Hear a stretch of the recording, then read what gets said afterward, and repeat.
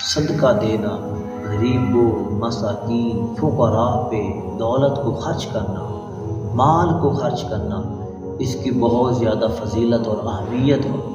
جو اسلام کے اندر وارد ہوئی۔ بہت سی آیات اور رسول اللہ صلی اللہ علیہ وسلم کے فرامین مقصد جو ہے صدقہ و خیرات کی فضیلت کے حوالے سے وارد ہوئے۔ حضرت مرثد بن عبداللہ رضی اللہ تعالیٰ وہ فرماتے ہیں، مجھے پیارے آقا صلی اللہ علیہ وسلم کے بعد اصحاب نے یہ خبر دی ہے کہ رسول اللہ صلی اللہ علیہ وسلم نے ارشاد فرمایا، قیامت کے دن مسلمان کا جو صدقہ ہوگا اس کو ایک سائے کی شکل عطا کی جائے گی۔ ایک سایہ جو ہے جیسے درخت جو ہے اس کا سایہ ہوتا ہے، اس صدقے کو بھی ایک سایہ کی شکل دی جائے گی۔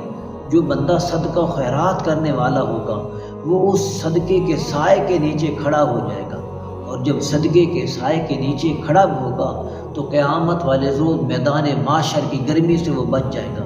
میدان محشر کی سخت جلا دینے والی تپش سے بچ جائے گا۔ اور پیارے آقا صلی اللہ علیہ وسلم نے ارشاد فرمایا، حضرت ابن عباس رضی اللہ عنہ فرماتے،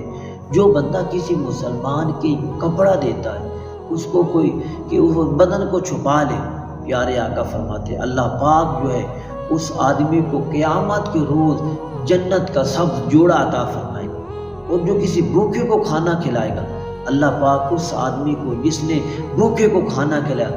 جنت کے بہترین عمدہ پھل کھلائے گا۔ اور جو بندہ کسی پیاسے مسلمان بھائی کو پانی پلائے گا،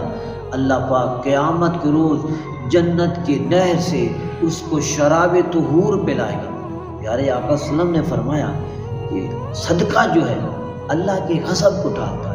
مطلب یہ ہے کہ صدقے کی وجہ سے انسان بہت سی برائیوں سے بچ جاتا ہے، صدقے کی وجہ سے انسان بہت سی تکلیفوں سے بچ جاتا ہے، صدقے کی وجہ سے انسان بہت سی آزمائشوں سے بچ